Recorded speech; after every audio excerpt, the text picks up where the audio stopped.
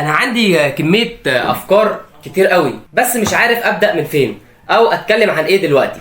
طب ده ليه؟ ده لان انا عايز اتكلم عن حاجة اللي الناس مهتمة بيها في الوقت الحالي، عايز فيديو يفرق، وكالعادة مش عارف اقول ايه. بس قبل ده كله، انت مش ملاحظ ان انا تعبان؟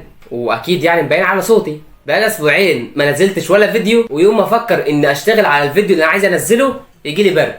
بس انا قلت بقى كفايه كسل ولازم اصور فيديو حتى لو عندي برد. انا مش شايف نفسي، مش عارف الكاميرا مظبوطه عليا ولا لا، بس في ناس كتير قالت الصوت وانت بتتكلم بيكون عالي.